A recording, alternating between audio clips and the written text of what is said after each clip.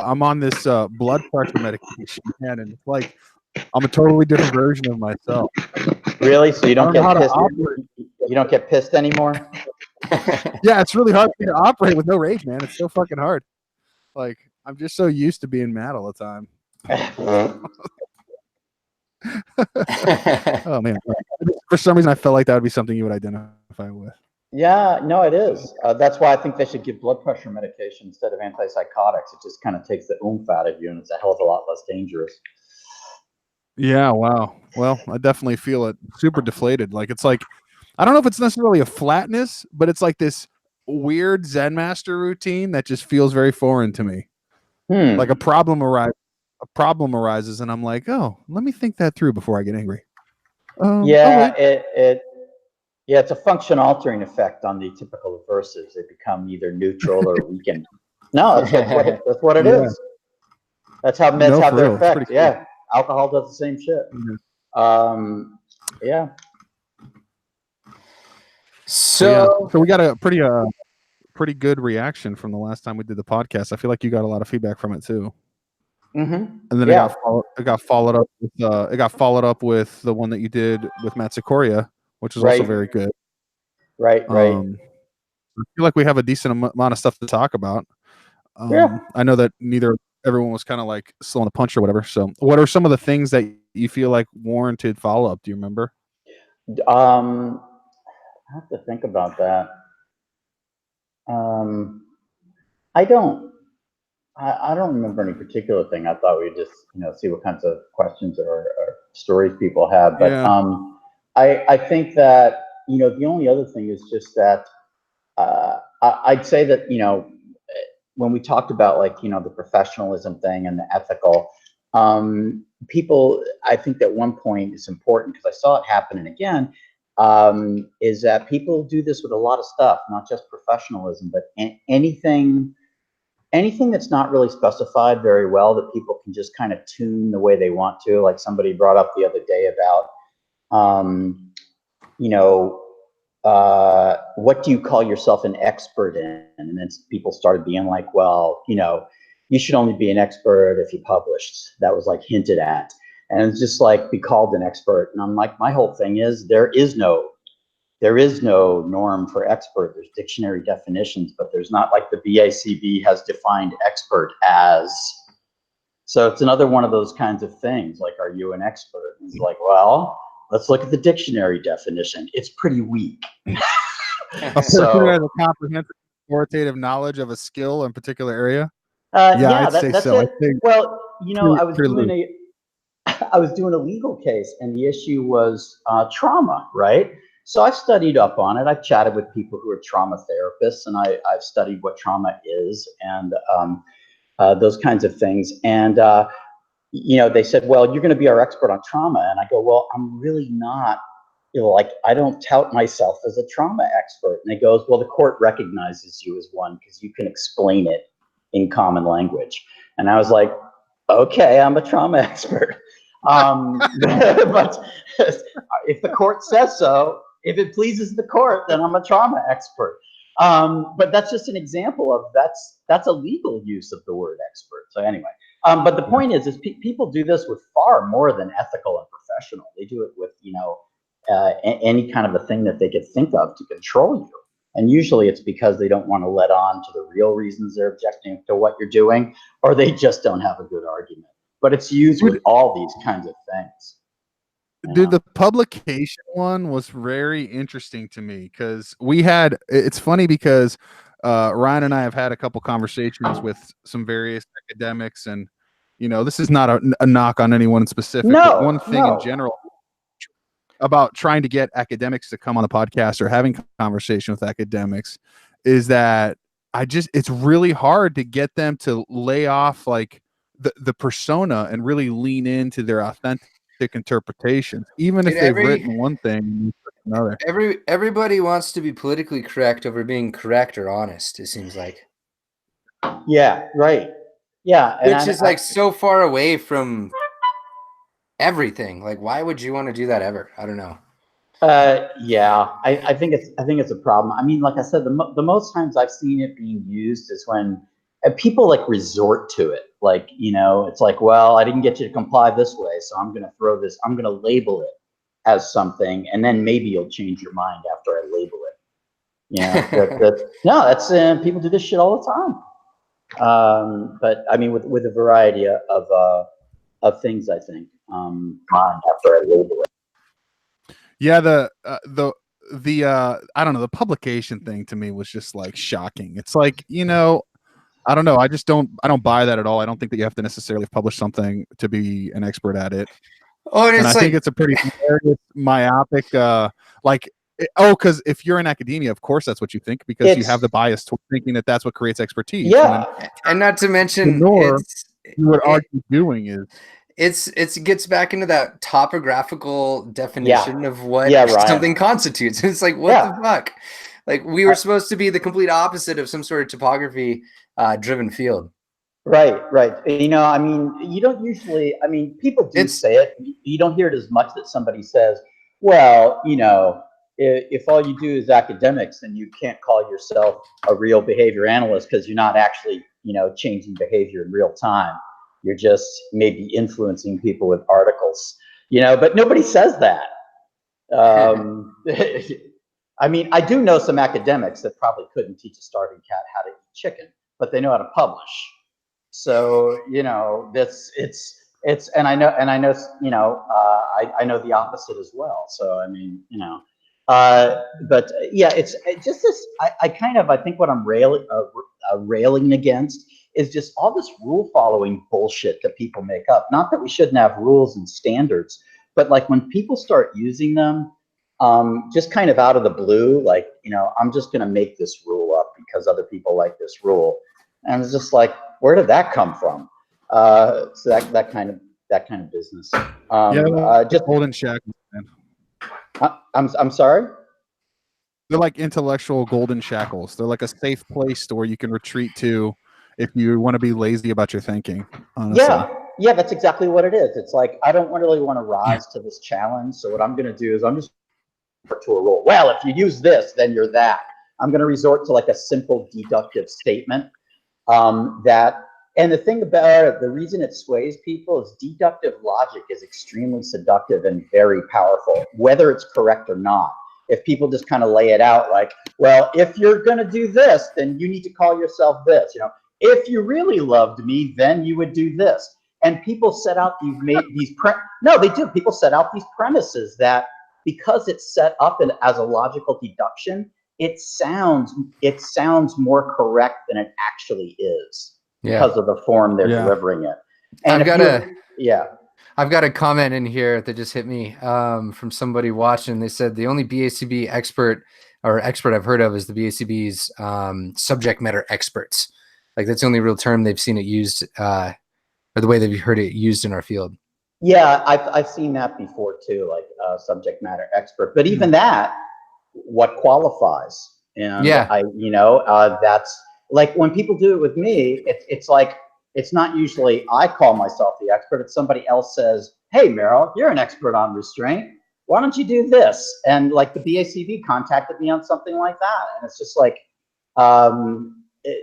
it's not like, well, we see you've done this for X number of years, and we see you've done X presentations on the topic, and we see you've done X articles. Therefore, you qualify as an expert. I don't remember anything like that.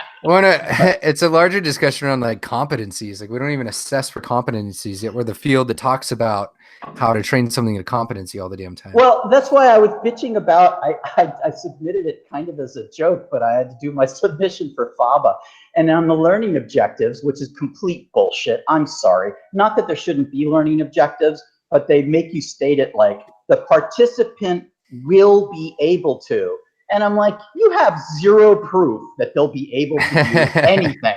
They might not even recall the fucking presentation or that they were there. So, you know, this whole thing, they will be able to, that's why I wrote like, you know, if you're texting somebody, they should be able to do the following. And I wrote it like that because who can say they're going to be able to do something that we're not going to even measure? And it's just like, why even put them in there? They're nothing more than placeholders. I mean, Dimitri and I have talked a little bit about continuing education offline on how that whole model seems great, but it's really not designed to do what it's supposed to be doing. No. No, you don't even have to be awake. You don't have to even be awake. What You don't. does it, you could, if you're using CEU helper, what behaviors do you have to do to get CEUs? You have to fucking barcode, okay, or quick code, and you have to scan it on your way out. Those are the behaviors that they measure. And the Dude, I've also seen the best. I've also seen the code shared as well. So like the codes are texted out. Oh no. Which means like if you're in the building or within a text service, I guess that you can just like use the code to get yourself in and out too. Maybe Well, there's a proxy I on that with like the distance, but still. Yeah. Who would do such a thing? Violate the integrity of such a sound system? That's insane. You're crazy. Hello, Megan Miller. I don't know if Megan has her audio or video on, but she's here. Yeah. I don't have any video on. So Merrill, I sent the link out to the people that support the page. Megan's one of those that jumped on. All three of them. That's really. I You know. have one supporter. How was your trip back, Megan? Fine. I'm still in New York right now, so I'm not home yet, but I leave tomorrow to go home. Nice. I feel like you aren't you do a lot of ethics stuff, right? You're kind of a Yeah, No. I don't as much anymore, but Mhm. I do. I've been presenting on ethics basically since I graduated. Are you an expert? yeah. I mean, I heard Right. you all discussing that. I don't know what makes someone an expert on anything. Right. Because like even, Dr. Bailey, he created the code and he well, I don't know that he's like single-handedly created it, but he identified the need for it and like got us moving in that direction and wrote the initial book on it. But given that he doesn't even work directly in the field anymore and hasn't for how many years, is he even an expert anymore? Right. You study like all of the ethics stuff. That was one of the things that really surprised me when I helped start the ethics SIG for ABAI. Matt Broadhead and David Cox, like they were so interested in just ethics in general and had read, and I read a lot because when I did undergrad, my minor was in philosophy and I thought I was going to law school. So I took quite a few classes where we studied like the different, ethical theories and things like that.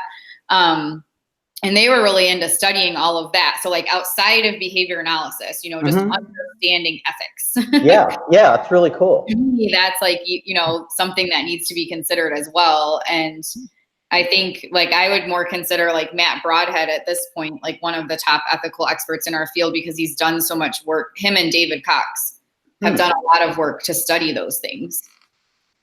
Interesting. Oh man, he wrote a article on interdisciplinary interactions that I would love to talk to him about. Be like, I hate this.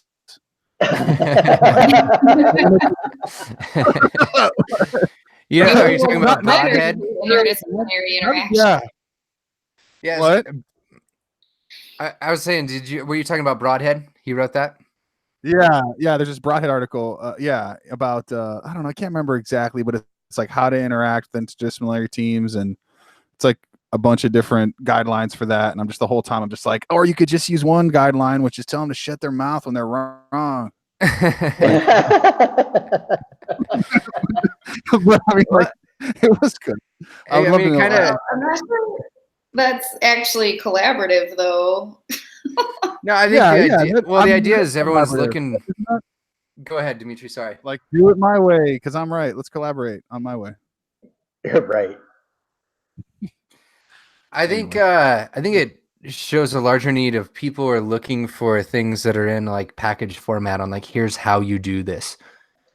Yeah, Like, I think there is. Joking. And it's all these things that we're talking about, and the rules that people come up with, whether they're for ethics or anything else. It's like the largest double-edged sword that was ever created by man, because it's the more rules you give, the less judgment you have. So like if I'm governed by some general rules, and it leaves me the latitude to figure things out in each individual case, then I'm usually, you're going to make more errors initially, but that's where judgment comes from. But I think one of the mistakes that we've been making in our field, quite frankly, especially for the newbies coming out, is that we're not really careful about how many rules we give them and how specific they are. That is, a rule that tells you always do this, you've got to do this, if you don't do this, you suck. Those are like the worst rules. Much better rules are look in this general direction and look for these general things. And that's a very different kind of rule, because that kind of a rule, that orients you to contingencies that may then take over your behavior. So if I say, dude, you're looking at the wrong thing, you're looking in the wrong place, look at it this way. And then if I just reorient the person, then they can start to be controlled by the same contingencies that I'm controlled by. And that's a much more useful rule in many ways. It's less detailed, it's less specific, it allows more room for error, but it's also the beginning of where judgment comes from. And what I fear is that if we inundate people with all these fucking rules, you almost are certain to preclude good judgment.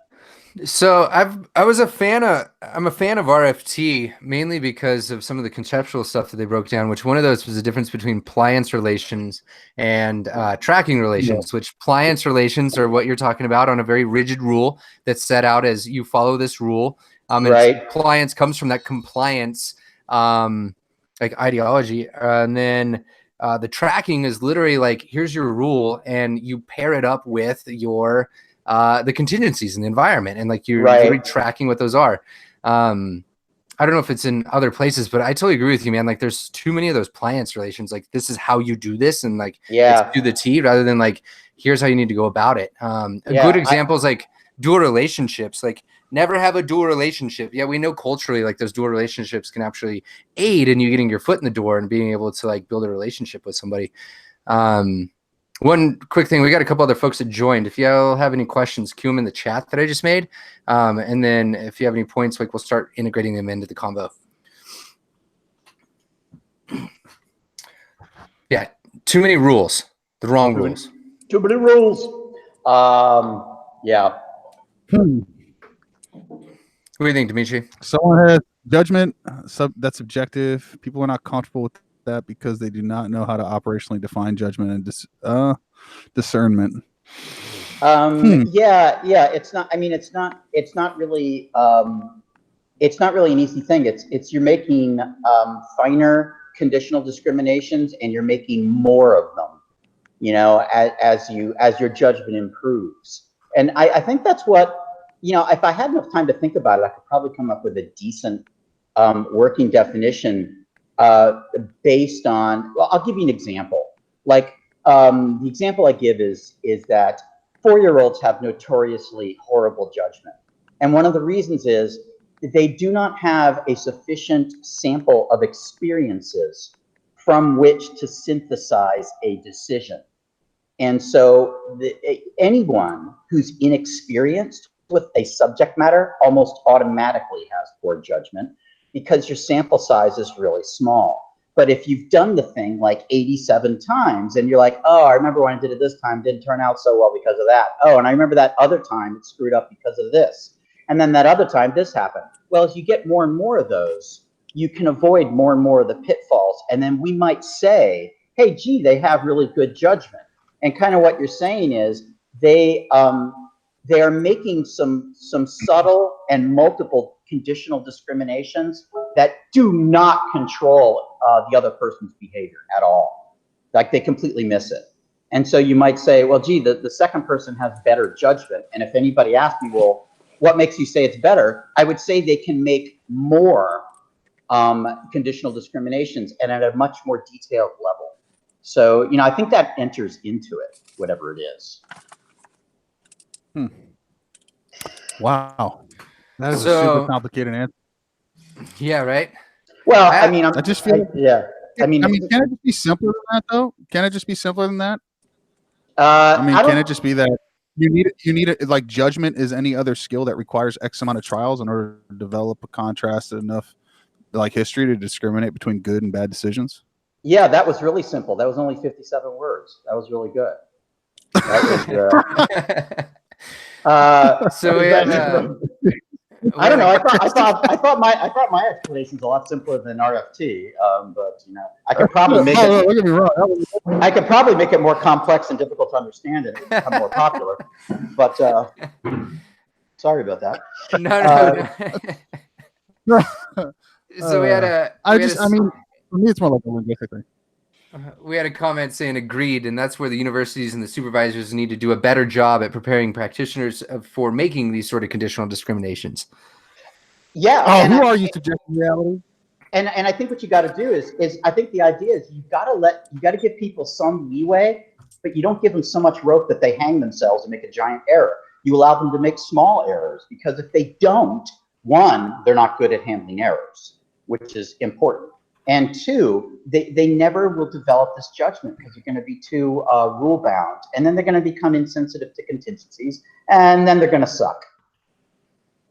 Probably. Yeah. Yeah. So I had a question that came in for us all, which is very pointed. This was a little bit ago, but it said, "What do you all think about the uncomfortable movement?" They feel that they get a little conflicted over the topic. So, Merrill, do you follow this uncomfortable BCBA page? Well, I had an uncomfortable movement this morning, but I don't think you're talking about the same thing.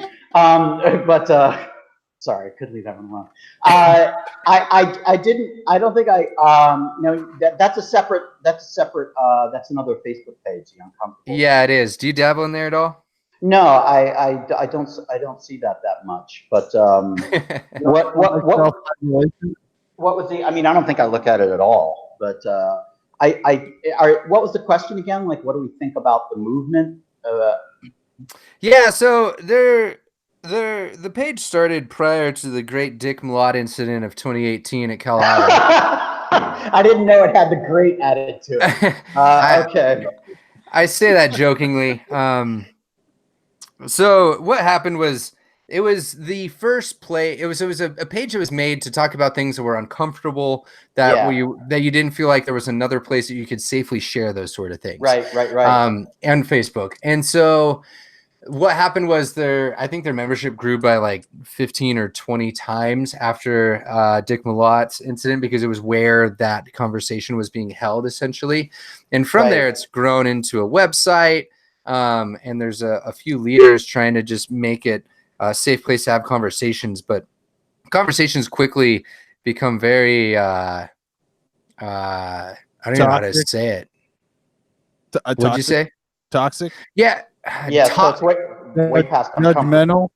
I mean, basically, whether you take that or not, like when you allow a place where anybody can bitch about any problem in the world and it's supposed to be a safe place, like it creates these conditions, I think, for like potential toxicity and a lot of counter control and a lot of comparing yourself to others. Like I get that that's not inherent to the group itself, and like that's more of a social media thing too. But like one good example is like people complain about how it makes them uncomfortable that you're driving around having to provide these services and spend so much time in your car. And it's like, I get that might be your personal problem, that you're uncomfortable that you have to spend so much time driving, but like you can change your job at any point you want to. It might take a lot of work, but also like maybe be fucking grateful for the job that you do have and the position you do have, when other people are struggling to make ends meet in this place, in these roles in this field, in different nations. Like I've done a lot of traveling last year, and I've had people like straight up laugh at the uncomfortable BCBA page because they just perceive it as a bunch of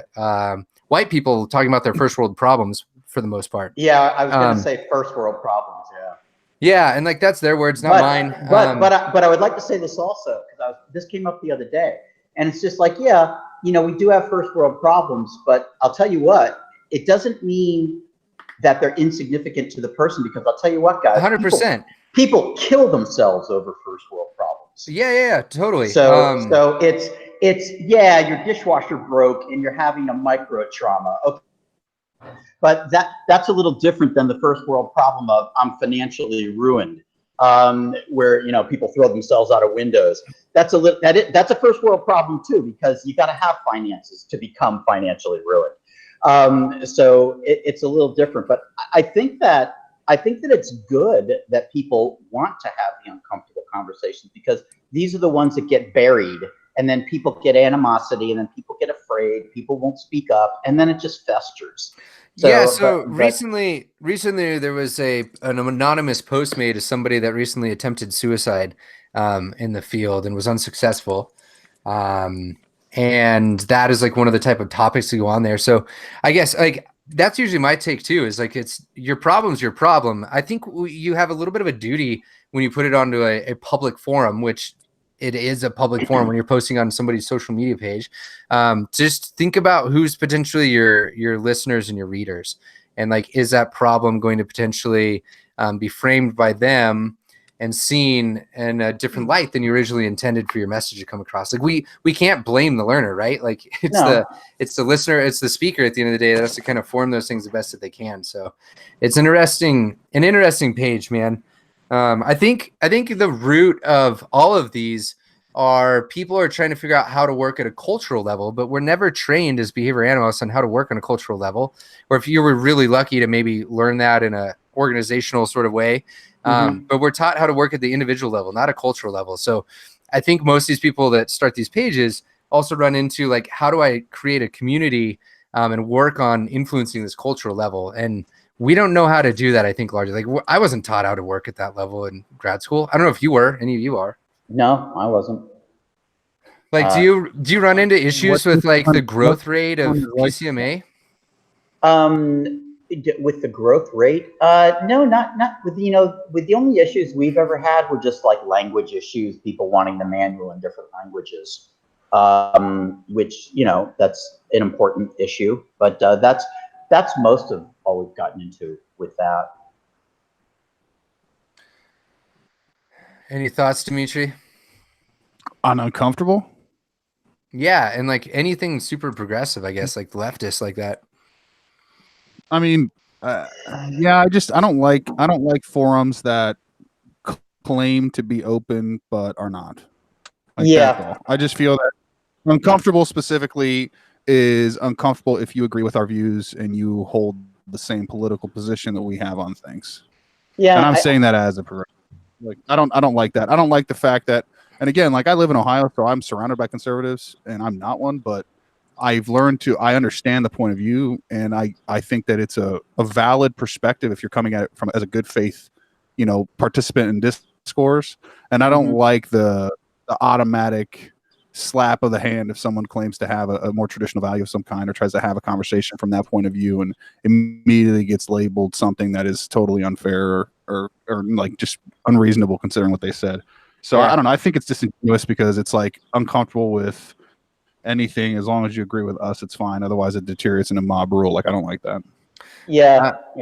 I think the other thing that inadvertently happens is that term starts to shift. So like, what is uncomfortable when you start labeling damn near anything as uncomfortable?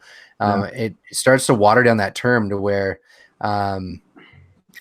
it's hard to know like where the boundaries are of it. Like, it's not very technical. Like, the one thing one area I've understood about behavior analysis and science in general, where truth upon agreement is very good, is in your terms, like being very specific, like this is how your term is used.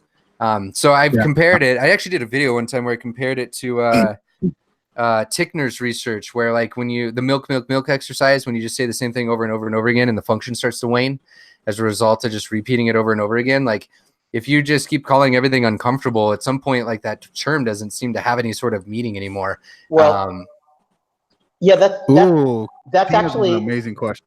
That actually happens with almost everything. And it's when people use the term, the example I gave is trauma.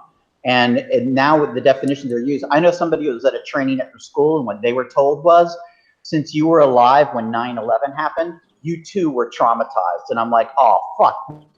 Okay. And it's just like, it's just, if everybody's traumatized by everything, it's, again, I'm going to appeal to the Incredibles. When everyone is super, no one is. Okay. It's the same thing. When everybody's uncomfortable, nobody is. You know, it happens with everything. I totally agree with that. Here's another question from Tina, our compadre. Hi, Merrill. Since you travel internationally, have you experienced the anti-ABA neurodiversity movement? I also work internationally, and I'm concerned that our governing organizations, BACB and ABA, have not attempted to address this anti-science effort, which is similar to the anti-vax movement. How would you recommend that we collectively address this issue of camouflaging interpretive stereotypies as uniqueness? What an amazing question. Yeah. Hang on a second. Let me just get rid of this call. Now, first of all, I don't know what the neurodiversity movement is. So to that's a tough one. To try to summarize it, the idea here is that it is more than just like one professional area's approach. So the idea here is that behavior analysis is usually pegged as like the not good science and not good approach, not good therapy, because we are focusing solely on contingencies. We're very like objective and very cold-hearted, right, in that sort of way. And so there's been a lot of focus on kind of two things, like what are all the other areas that we should be looking at that are relevant to autism and related disorders? But then the other side is, are we including people that have been diagnosed with autism, experience different types of therapies, including behavior analytic therapy? And are they being represented in this model, and are their voices being heard? So it's a very much anti-science, anti-ABA movement that is led by a bunch of people that are labeled and or carry the label themselves of autistic. I hopefully did that enough justice. And are they suggesting that we need to change what we're doing to accommodate the differences in people with autism because they have a different neurology than we do? Is that the argument is simple. The simple version of it is that it's more like viewing mental health and or various developmental disability or any type of altering neurological condition as the result of typical variations in human biology. And Tina, jump in. I know you had something to say real quick. Yeah, I was just going to clarify. Hi, Merrill. This is Hey. Tina. So I work primarily in the UK, and this has actually become a huge problem because the neurodiversity adults are usually high-functioning people with autism, but now they've gotten to where they troll all the ABA sites. And they are actually bullying and threatening parents who have experienced positive effects of ABA with their children. And so they're actually claiming that they're being abused, right? They had been abused. And so it's now seeping into the US social media. And I was wondering your experience, because I know you travel internationally. I'm wondering, because it's coming from the UK and Europe in general back over here and growing, I'm very concerned that since we've got this anti-vax movement that was so popular, what are we going to do? How should we work? Here's one of the things. I do know that we're still head and shoulders above the other countries. Like in Ireland, they look at behavior analysis like it is witchcraft. Okay, I mean, like literally. It's a jaundiced eye they cast at it. All right, it's not good. And I think that happens in other places as well. I think that the neurodiversity thing is just one example of, here's what I feel about behavior analysis in general in the population. The analogy I use is the matrix. And behavior analysts very much are concerned with the zeros and ones. And we get kind of criticized for that. Now, it doesn't mean that we can't be broad in all the zeros and ones that we include. And some people, I believe, are guilty at looking at a very narrow range of zeros and ones, but they're all zeros and ones. And in the culture, people don't like looking at human behavior that way. They don't like it. They don't like the philosophy of the science, and that a lot of the other approaches, they fall more into line with non-scientific approaches. They fall into line with people's belief systems. They fall into line with what people are comfortable with. And behavior analysis is the kind of thing that it's like Jack Nicholson and A Few Good Men. You can't handle the truth. Or in the Matrix, we don't release a mind after a certain age. And I think that's because there's this fundamental clash of philosophically, how do you view the world and humans? And behavior analysis views it very, very differently. And even though regarding the thing that upsets me the most, I really, really don't like this, and not just because I don't like the word, it's what it represents. And that is when people say, like when they talk about neurodiversity and mental health, there is an assumption, which is only an assumption, it has not been substantiated, that their neurons, their brain is in a fundamental way different than ours, wired different, missing something, things are not connecting right. There's no evidence of that. Even when they have MRIs that say the brain of a child with autism looks like this, the brain of somebody else looks like this. The brain of somebody who loves chocolate looks different than the brain of somebody that doesn't when they're eating chocolate. Different centers light up. But my point is that it's not diagnosed by neurology. They don't do a neurological test and say, aha, you have autism. The neurological results came back. Your EEG came back, you're autistic. That's not how it's done. It's done by behavior. And the people who are doing what they're doing, no matter what other field they're in, traditional therapy, speech and language pathologist, OT, PT. I saw a wonderful presentation on somebody teaching chewing and swallowing skills and tongue lateralization. Well, I'll tell you what, they have some specialized knowledge we don't have, but they're not directly manipulating neurology. No one I know is directly manipulating neurology. We are arranging contingencies. And the speech and language pathologist who taught that kid to eat, she was arranging contingencies.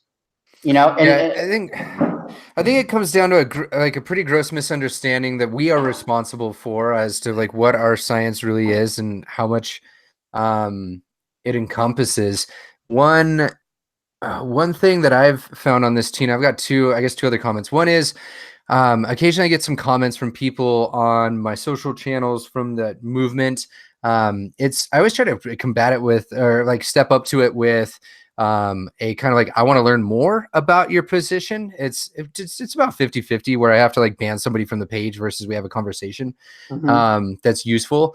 But one of them was really interesting. John Marble, he's on LinkedIn. He has been in the Sanford. I watch him a little bit after we talk back and forth. He's on LinkedIn.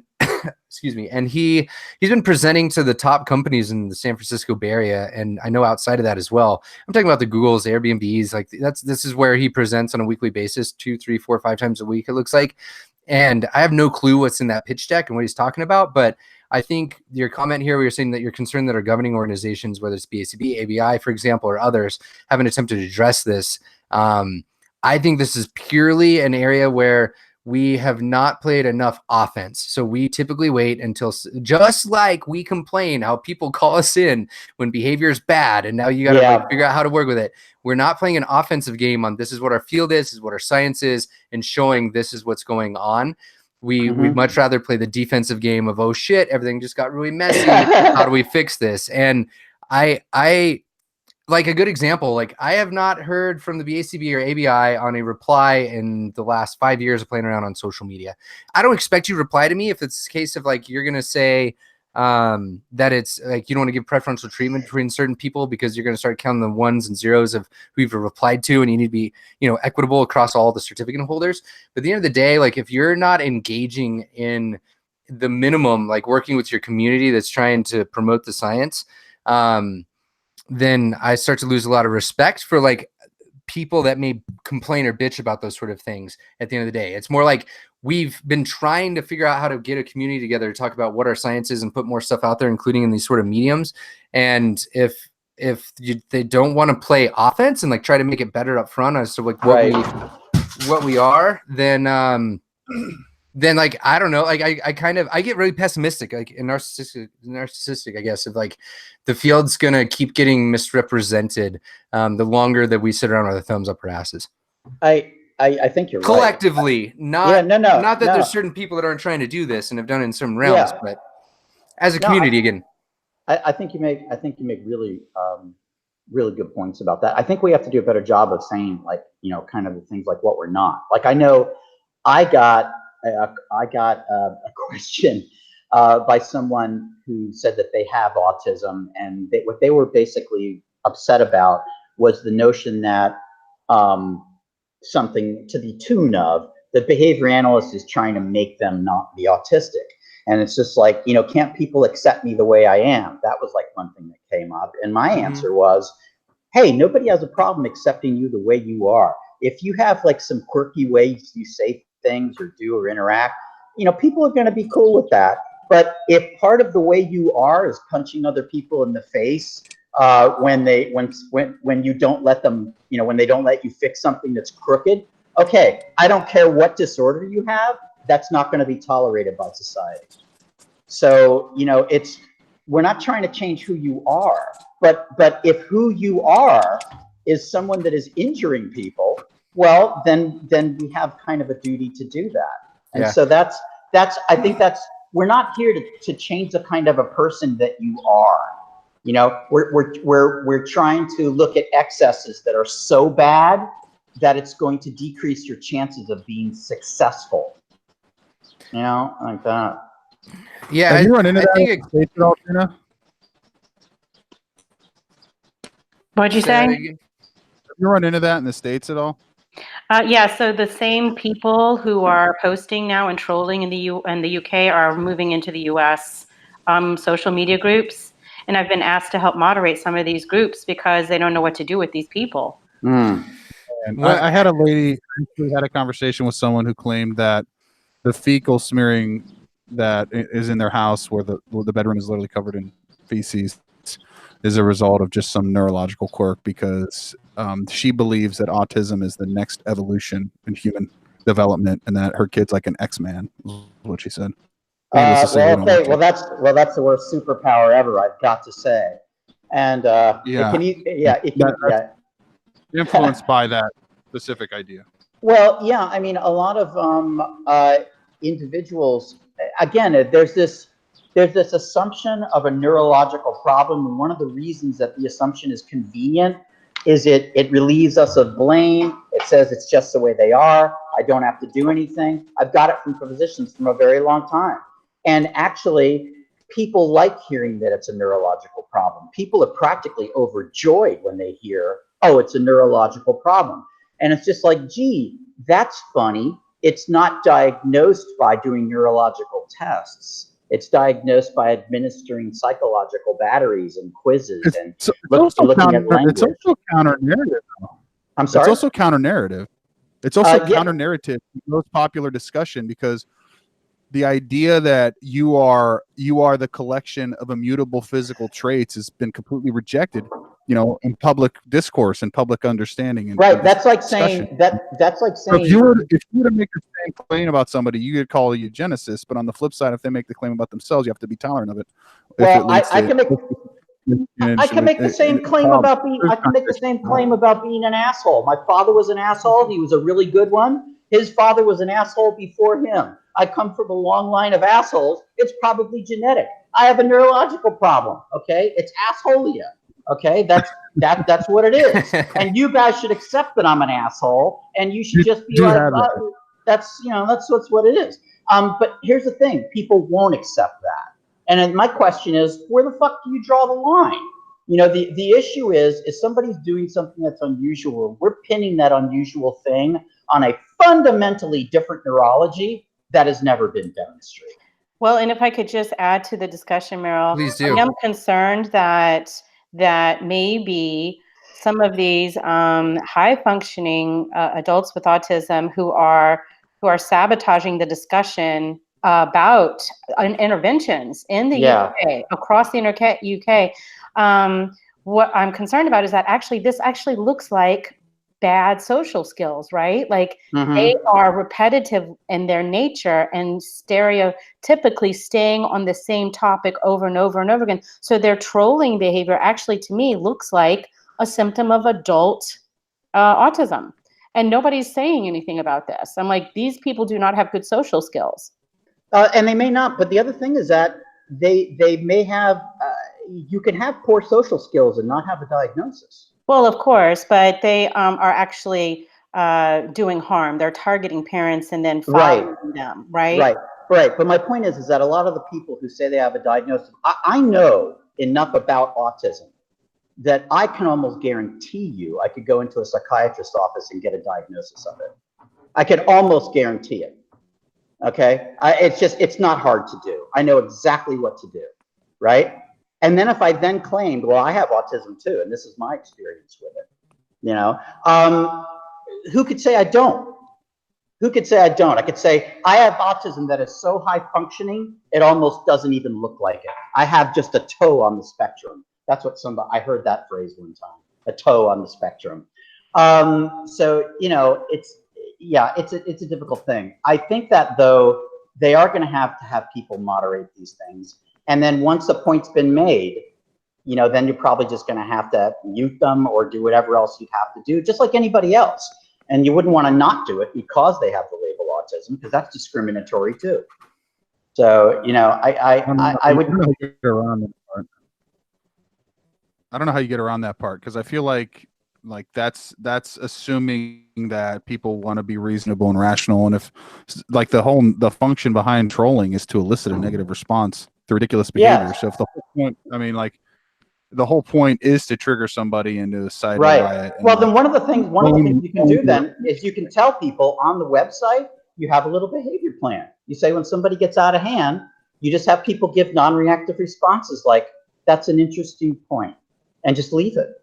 You didn't say you agreed with them. You just say that's an interesting point. I hadn't thought about that. Thank you for making the point. You didn't say you're right. I'm changing what I'm doing. Okay, Merrill. So I'm going to give you an example of how they've upped the ante. Okay. So Vince Carbone was just in Edinburgh doing a talk on living, and they campaigned and started picketing and started, you know, making it so that people couldn't enter the venue. So that discussion on autism and assessments and curriculum would not be held. But they, you know, people went anyway. But do you see how it's moved from trolling to an active face-to-face, an anti-science movement? Yeah, and I understand that. But again, if it became too bad and they were violating the rights of other people, well, then they'd be subjected to the same problem as anybody else, because they are competent, whether or not they have autism. If they are legally competent adults, they are subject to the same things that we are. True. You know, and I think that people can't lose sight of that. And I think they also can't lose sight of, just because you have a label, that doesn't give you a right to do all the things you're doing. I'm sorry. And I think this probably extends into that uncomfortable conversation we had about the uncomfortable Facebook page. I think you're tapping right into that as well. We've got a lot of people that just because they have an issue feel like they have a right to go beyond what is appropriately social interaction, especially for professionals. Right. I'll give you an example. Like, I've struggled with my weight my whole life. Like, I'm not super fat, but I've always struggled with it. And if I didn't struggle with it, I would be. Okay. Now, does that make me an expert on weight loss because I struggle with being fat? And does that mean that everything I say about being fat, you should listen to because I've had a problem with it? Does that automatically make me correct? Because I'm a member of a group called People with Weight Control Problems. And that's the question. And you wouldn't accept it from anybody else. Like if somebody said, I have had an appendicitis, so I think I know how to remove one. The fuck you do, okay? It's the same kind of premise. And just because you suffer from a disorder, that does not make you an expert on the disorder. And it's your experience of the disorder. Like you made the point. Just because you're a high-functioning person with autism, what makes you think you have the same problems as a person with autism with almost zero self-help skills and no language? You are on two different planets from that person. You know, there's but people make emotional arguments though, and I mean that's assuming that you're operating within a logical framework that people want, that they're acting. Then you have good faith participants. Right, and then you have to make an emotional counter argument, which is what I do to parents when they say like, "Oh, you shouldn't restrain children; it's restrictive." And I say, "Can you imagine a life where someone has to follow you around for the rest of your life, and you can never go for a walk by yourself because you might do something dangerous? Could you imagine living like that? What that would be like?" Now that's kind of an emotional appeal, right? And sometimes I think you have to. You cannot. You know, what did What did Pat say, Pat Fryman? You know, you cannot reason someone out of something that they didn't reason themselves into. You know, and so, you know, you might be able to emotion them out of it, but you probably can't reason them out of it. And, you know, behavior analysts try to use reason, and that doesn't always work. Sometimes it has to be emotional appeal. That's kind of all you've got. And incidentally, this is greater. This kind of whole thing, like fighting emotion with logic, this kind of thing is like the bane of society. Not just this thing with autism. This is politics. You know, it's everything you can think of that you have data. It's like I say, data for people who have an emotional motivation. Data is like you trying to assault them with numbers. Like that's kind of what they feel like. Yeah, and that's my kind of, I don't know how much I'm standing on this, but my soapbox-ish has been like, why don't we just combine those methods with our approach to how we view the world and how do we try to talk about our science? Like, why can't we just smash the two together? We can treat it, yeah. Yeah, like I think it's totally doable. It just changes it. We have to alter the way and like try actually recording and like figuring out like what emotional appeals work. And how do we keep them within the bounds of our ethics, etc. Like I think it's doable. Like anything's possible. We just need to like attempt this and like use our own methods to start figuring this stuff out. I think the first thing though, go ahead. I'm sorry, Dimitri. I mean, I was going to say to that, I was like, Daily BA Infowars. Oh my God. That's terrible. I was going to say that, like, what you just described though was saying mixing the two things, but then using the one way to articulate the other one. Sorry. So like how? So you're saying we use too much. The way I hear that is that we use too much reason and logic. We should take a feeling argument and use reason and logic to produce a better feelings argument. Like, but no,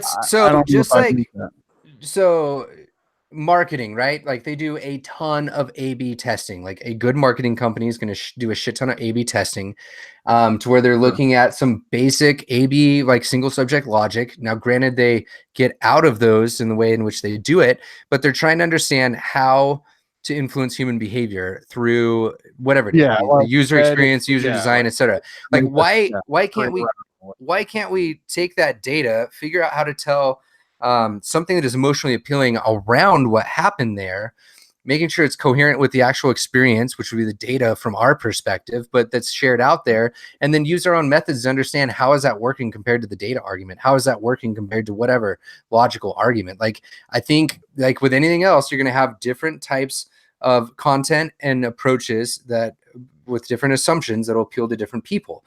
Like it's why Facebook is so big and monstrous and these social things are working like they are. And I say like working in air quotes there is they are figuring out the psychographics, the demographics, and how to start to target things to certain people. Yet we're literally the science of single subject and individuality in some ways. And we've yet to figure out like, oh, we need to take a different approach with different people. And one of those, Dimitri, I think is you can use this emotional appeal on the back end. You could figure out who it works with and how and when to deploy it is what I'm saying. I think that another thing that we have to work on is, and I'm going to talk about this in the racism talk, and that is, and this is super important, how to reduce people's bias before we start having a conversation with them. Because if their bias is already super high, you're done. You are done. Because what they're going to do is they're going to latch on to certain words you use, and they're going to attack those words. Because their bias is so high, they are not listening to understand, as the phrase goes. They're listening to respond. They're only listening to you to find the words that will let them make the counter argument. They're not listening to you to gain a different perspective because their bias is sky high. And there are, I know, a variety of ways to momentarily reduce people's bias. One of them would be, just as an example, like when I used to work with direct care staff, I was fresh out of school. They had bias against me. I'm a new guy. I'm white. The population was 80% black, all right? And I am in an administrative position, so I'm kind of like the enemy. And one of the ways I reduced their bias was hanging out in the homes with them, getting beat up by the same clients they were beat up by, getting my clothes torn by the same clients. And then they saw me as one of them, not one of the administration. And when they did that, right, their bias started dropping. They started listening to stuff I had to say. They started asking me what I thought about things, right? But until we could find a commonality that would let their bias drop a little bit, right, it would have been very difficult for me to do stuff with them. And so my point is, I think that one, first you identify what the bias is. You have to take a pretty good stab at that. And for like the group that Tina was talking about, I think their bias is pretty clear. Then one question is, how do I temper that? How do I get it to simmer down just a little bit so that we can have a discussion, right? And one of the ways is finding commonalities in what you want to try to do and saying, oh my God, you want this for people with autism. Oh my God, we want it too. We do it this way. So, you know, I think that there's something that can be done along those lines.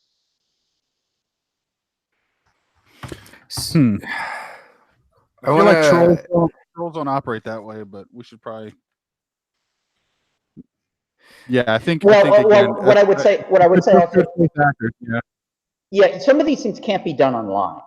Yeah. It's hard to. You can't reduce people's. I don't think you can easily reduce people's bias online. You need to be there next to them. They need to see your facial expressions, right? Yeah, exactly. You need to be close enough to slap them. All these things are extremely important. Yeah. Are there any other questions or any follow-ups, Tina, that you had? You kind of triggered this. I want to make sure. Yeah, it's your fault, Tina. Yeah, I'm good. Yeah, thank you for taking time to talk. That was great. Oh, totally. It's a super interesting topic. It's really important too. I think we'll be putting our one thing that is like that. I think that's just part of the entire general anti-intellectualism, anti-scientism movement that exists in the world. Yep. That's just in general, though, an overall issue. Also, because there is a lot of anti-intellectualism and anti-scientism. Well, it is, and it's a form of discrimination because once they go, oh, you're a behavior analyst. Oh, and like as soon as you say you're a behavior analyst, they say 15 things to themselves about what they've already convinced how you are. And it's just like, you know, bitch, I don't belong to that subgroup. Okay. You may have interacted. And I know people that before I got there, they were already angry that I was a behavior analyst because they'd already had several behavior analysts and the ones they had really missed the mark, I'm afraid. And because of that, I started off on the shit list, you know? So, and that happens too.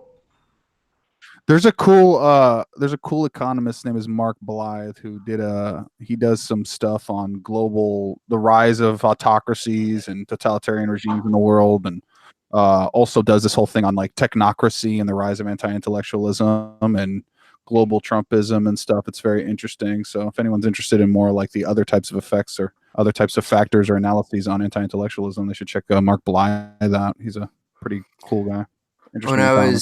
I just finished up a trip, Merrill, with Megan Miller over in Egypt and Kenya, and we were at a bar hanging out, and I was talking to some folks that were very much and identified as like a westernized, like Egyptian, like they went to very westernized schools and like lived in areas like that in Cairo. And he was saying that it's been so fascinating the last like 15 years to watch how America has been kind of moving towards, he said, I don't think he was speaking from data more than they just watched this like Trump / anti-science / like those sort of movements sort of happen. And he was saying like, he's like, it's weird that a place that was so strong in this like unit of we are Americans and like so strong in like the Kennedy era are now like so fractured, and what implications that has for other cultures. He was saying that it was something that he was saying that he thinks that it kind of models for other cultures that this is an okay thing to do, and it could be really fucking scary at the end of the day. Yeah, because I think a lot of people in my travels, people do look to the West. Like a lot of times, they've told me, like when I was in Saudi Arabia, oh, as soon as they hear you're from America, they'll be very excited. You know, that's in a lot of places. And so, yeah, if we're that fractured, it's easy for that to spread. And you know, the thing is that it's a difficult thing, and I think this is one of the things. You know, there's two general kinds of people. There are those that just want to be comfortable knowing that what they've been told is right, and then there's those that just want to know what the truth is. They don't care if it even means they or someone else was wrong. They just want to know what the truth is. And the people that get attracted, not all of them, mind you, but the people that get attracted to behavior analysis are the latter.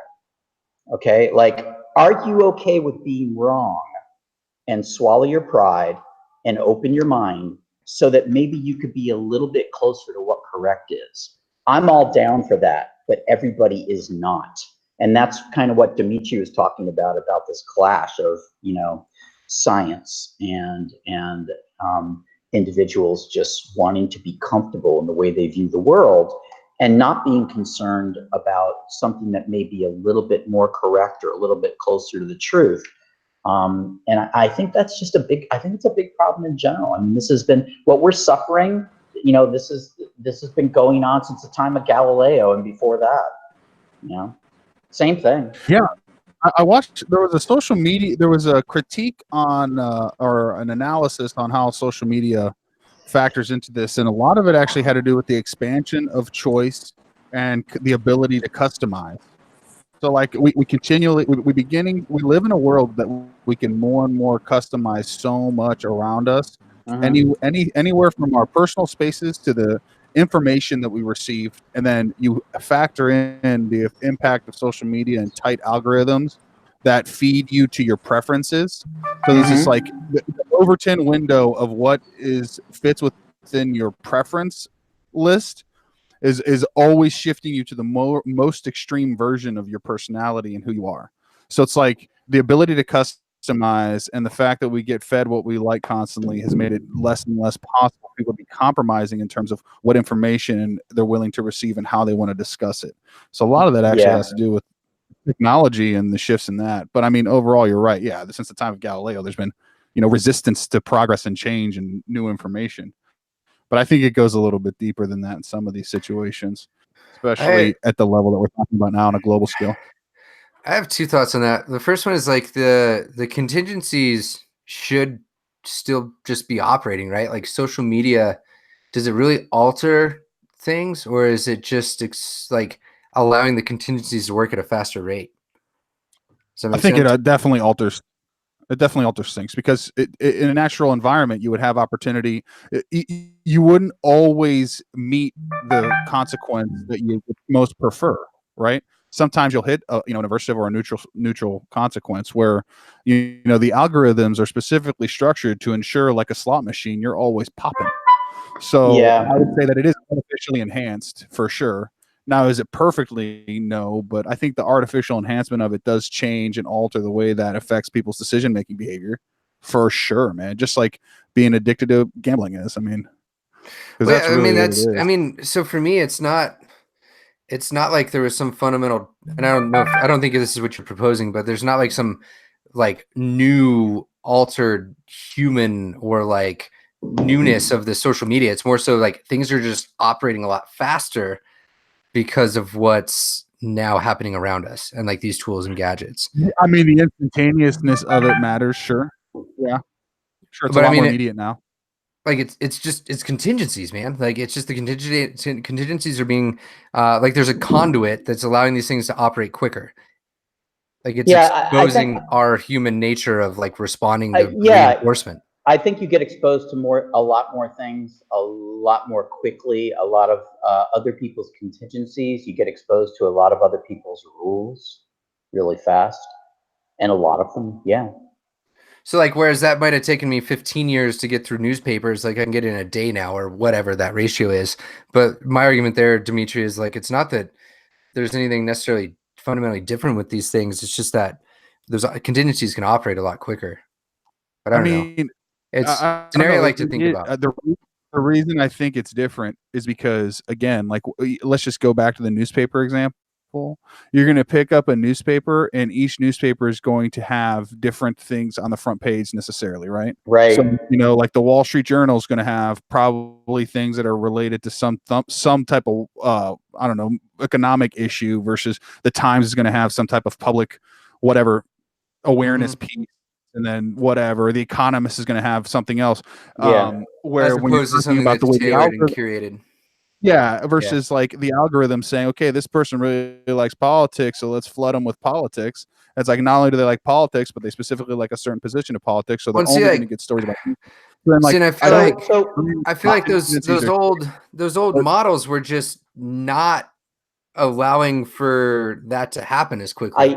I think that one thing it lets you do is it increases your bias quickly and confirms it. So, you get the stories fed to you, or you already think things, and then they feed you these stories that confirm your bias. And then you like it. Exactly. Because we like having our bias confirmed. For sure. And like Literally that was hard to do in the newspaper age, and it's much easier now. Like that's kind of, I guess, my point. My point is like, Yeah. I guess I mean, it's definitely easier, bro. Yeah. I'm not saying that that's not true. I'm just saying that, like, the fact that it's so instantaneous and it's so tailored it does make it fundamentally different, though. Like, it's crazy, man. It's like crazy different. Huh. We had a couple questions here real quick. One is, where do you see the field going in the next 5 to 10 years? Does anyone have any ideas on that? Oh, man. Over a cliff. I've got an optimistic answer and the opposite end. I would like to say that behavior analysis keeps flourishing and like thriving in different ways, but I think that we've done a pretty good job at largely just kind of building out a niche for ourselves and working in the areas that we do. Not that there isn't other people doing other things largely, but the area that we work in autism, intellectual disabilities and such, like, I think we're going to continue to see ourselves largely there and not anywhere else, because of our culture doesn't try to foster and like influence things outside of that, if that makes sense. Like, we're comfortable in the way that we're going, and we're doing some pretty good work there. And I'm not blaming anybody, but I think like the contingencies are kind of largely set up to where we're just going to kind of keep growing and keep going down the route that we see, which is working with the similar populations at a larger scale, larger numbers, at a lower rate. I think that we're going to get pressed harder and harder to be providing at lower rates over time. I think that it's, I don't know where we're going to be, but I do have some concerns as far as, well, first of all, it's probably harder for us to get into, just like in the old days. Here's what the line used to be. Oh, behavior analysis. Oh, that's good for mental retardation, but that's not good for anything else. And now the equivalent is, oh, that's good for autism, but not really anything else. And when you try to get into other things as a behavior analyst, other people can get threatened, especially if you come off not very well socially. Yeah. And that could be off-putting for some people. And I think that I think that what's hard for us as we go forward, and this I think speaks to the neurodiversity thing too. And this is a very fine edge that we'll be walking. And I try to do it the best I can, but it is difficult. And that is, you have to talk to people in a way that fits in their worldview, but you can't do it in a way that destroys the behavior analysis part. Because what some people do is they get so fluent with the way that other people are comfortable, they themselves, their skills deteriorate because they get trapped up in the concepts that they're trying to use to relate to people, like mental illness, right? So the hardest thing for me to do personally is to smoothly shift back and forth, talk to people the way they're comfortable, and maybe even in some ways confirming their bias, just so that they'll agree with you or listen to you, but doing it without really, with trying to do minimal damage to your, to being like a clean kind of scientist. And that's a hard thing to do. I mean, it's doable, but one detracts from the other. So the more you accommodate the person to make them comfortable, kind of a necessity, the more you're going to water down what you're doing. And so, and then comes in the judgment. how much watering down is too much to where it won't be effective, and then you do a disservice to the field. So, you know, it's a tightrope. It is a tightrope, I think. And Yeah, we had a follow up here, which was like, what major changes does any of us streaming right now anticipate coming down the pipeline that will change the landscape of behavior analysis and how we practice? Oh man, are you, like specifically like clinical practice? I wonder. It sounds like, yeah. I mean that's a really hard question to answer because it's more like what is the next scientific discovery in relation to behavior that's around the corner? You know, I don't know how you answer the that. One to kind of piggyback off Merrill, like one thing that like I'm super concerned and scared about is like we get things like insurance mandates, and we've got some systems in place to where I think we're relying largely on those people paying our bills at the end of the day, and it gets a little scary. Like if you're on a business and you have one form of revenue, one revenue stream, and you're not diversified, like we're kind of starting to really rely on these larger MCOs and these for-profits, mind you, remember, oftentimes almost all of them are for-profits that will be fighting to not, the contingencies aren't aligned for them to be providing services to everybody in the most perfect way. So it gets a little scary with how much we're kind of setting ourselves up to be really reliant on these one. I'm aggregating them all, and I get there's differences between, you know, the Aetnas and all these different people, but and the TRICAREs and such. But like we're kind of like at the end of the day, we're kind of saying, okay, cool, this is awesome. Like we will provide services through you all, and at the end of the day, they kind of hold the cards, and largely everybody's being dealt these cards, right? Like you have to play their game, which is super scary. Yeah. We had one other here, which was 2 subs. So 2 subs is pretty rad. He's like a good troll, I'd say on the and I'm saying that jokingly. I do not know who 2 subs is. I feel like I know them, but they've never revealed their identity here on YouTube. He or she said, why didn't any behaviorists engage with the public after Skinner? And I think we were just largely deemed irrelevant. Not only that, but like there aren't really a lot of original behavior analysts. We were just I'm sorry, I don't mean to interrupt you, but this is a thing that Ryan and I were talking about just a few weeks ago, and going back to the ivory tower conversation and academics and just in general, that whole population or side of the field, and that everybody wants to be the next Skinner, but no one wants to be the first them. So, I mean, like the reason no one's done that is because there isn't a lot of original thought and experimentation. No one actually trying to, with the exception, I think, of Steve Hayes and maybe Greg Hanley. Like, I don't feel like anyone's trying to be substantively groundbreaking and move the field forward. They all just want to make sure that they get a reasonable amount of publications to make tenure, and just that's it. So, I mean, and that goes back to where do you see the field in 10 years? It's impossible to know because there isn't really that much like hardcore experimentation and people putting themselves out there and trying stuff and publishing failure and only seeking to publish their success. I think that where we should be going, I don't know if we're going to, is a meta-analysis of doing a better job of getting people to accept behavior analysis. And that's what the big battle is going to be. And some people just kind of take to it quickly. And I've worked with some people who just, once they found out about it, they were super excited, like super excited. Like they just found out about cable TV and they didn't have it. Okay. And then I've run into other people that just resisted it tooth and nail. And so I think that maybe as a field, we might even get better at specifying different categories of people who are resistant to what we do. Because I'll just give you a few. Like one is incompetent people. Incompetent people hate behavior analysts because usually we're pretty competent and we're very careful about what we do and what we state and very specific, and we're willing to accept our own failure because we let the data do the talking, and we swallow our pride and we regroup and we try again. But everybody is not down for that. I think that's always going to plague us. But I think we could do a better job, maybe, of minimizing that. And one thing I think that plagues us largely too is like we operate like largely again as a community like 15 years behind the time. Like ABI I always say yes to support them however I can if they ask.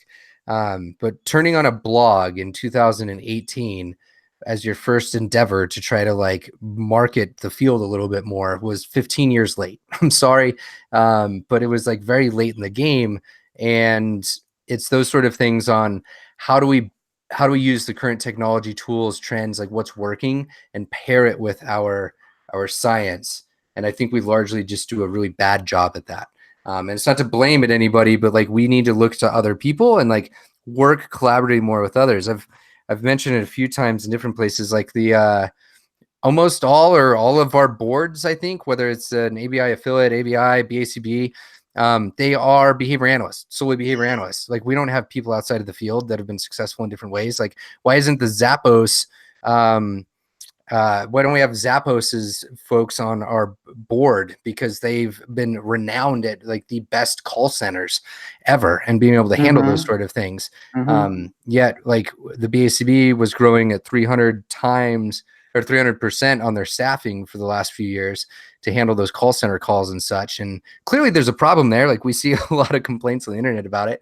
And the response times are pretty slow. So like, I don't understand the logic as to why we don't work more with other people that have been more successful in other places. Like an Uber can pop up and and work in all these different countries, like over the fact of a few years. Yet like we complain that our growth rates are too fast to handle. Like there's other people struggling with similar problems that we could probably learn from and leverage. So, I mean, doesn't that really beg the question on whose responsibility it is to even do that to begin with?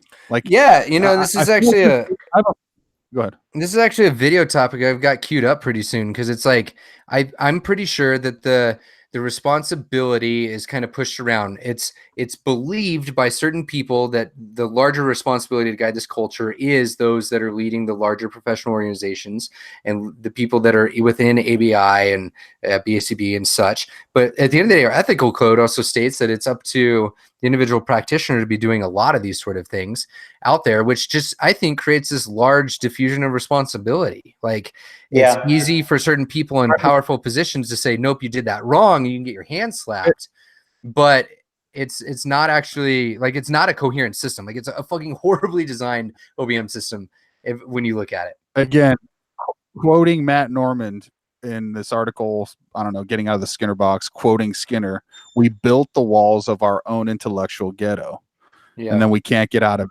I mean, so that's the unfortunate reality of the institutional side of what we do. And I think that's the problem. The problem is that the discussion shouldn't be what can the board or what can ABAI do to change it. The question should be, what do you as an individual practitioner, what role do you play, and how do you impact change in your sphere of influence? I just don't. I think waiting for nonprofit organizations to step up to the plate to be able to do that is unrealistic. No, for sure. And that's the reason that like I do this, like that's the reason we're on this call at the end of the day, right? Like we all believe in that to some extent. But I think there's a large diffusion of responsibility, and like Cantor's work, man, in the 50s, he talks about the logician of science. I've mentioned it on a system that would allow for the community to look at what's working, what needs to be corrected, and how do we work about doing those sort of things. And he's not useful on the task list, so we don't pay attention to him. Yet this problem was bitched about in the 50s, and the importance of how we needed a system to be able to avoid these sort of things. So I get really jaded, obviously, on it as to like, I feel like we're largely expected to be a rat or a cog in the system that is these larger organizations, but they're not meeting the need. And I agree with you, Dimitri, but it's like, we're also told like, you need to fit within these boundaries.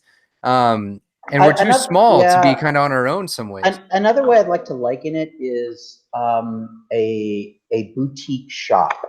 A boutique shop specializes in certain things, and you can't get those things at other shops. You can't get them at the big box stores. You can't get them at the Walmart. However, the boutique shops, they're kind of small. It's hard for them to get big. And behavior analysis, if there was ever a boutique shop in human services, that's us, baby. Okay, we're highly specialized. We are not in the big box stores. We do not work well generally in the masses unless it's very watered down, and then it's watered down so much that the power of the science works against you. Like people misunderstanding reinforcement. And this is the problem. Like, we suffer from this at PCMA. We are a small company.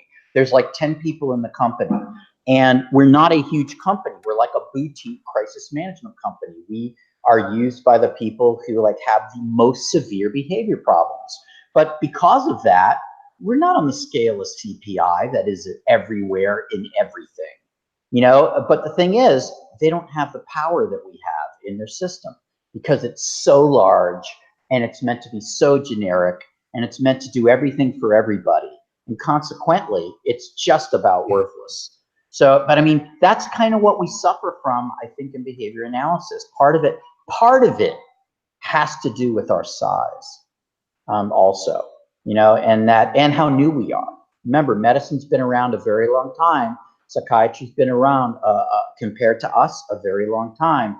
We are still relatively new, you know, and small. Other than that, my outlook is very positive. Other than those two huge things. No, but I'm just saying, some things are just numbers. I want to know who's subjective reality. Yeah, subjective. Yeah, we have the beauty of YouTube is you can hide behind your tag name, and I love it. I love that guy. Yeah, we got some cool comments to read through later. You're my new favorite person. Guys, are we going to wrap it up soon? Because I actually got to get out of here. Yeah, man. Yeah. Thank you a ton for your time. Sure. It was a really great conversation. You guys brought up some really interesting things, as did Tina. And are you at ABI? Oh yeah, I'll be there. Yeah. Okay, cool. We'll be catching you, saying what's up. Oh, absolutely. I have a lot of people to get a lot of drinks with. So yeah, I'm gonna be busy. But yeah, it'll be awesome to see you guys. And thanks again. I really enjoyed it. And really, I learned a lot from these.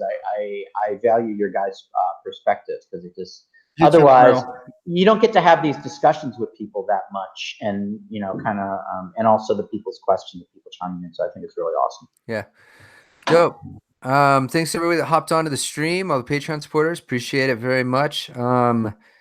What else? I think that's it. Dimitri and I are recording. We got some stuff in the hopper coming out soon. There's actually an episode with Carl Binder that'll be released this week. So expect that coming out soon. And we'll be seeing whoever at ABI.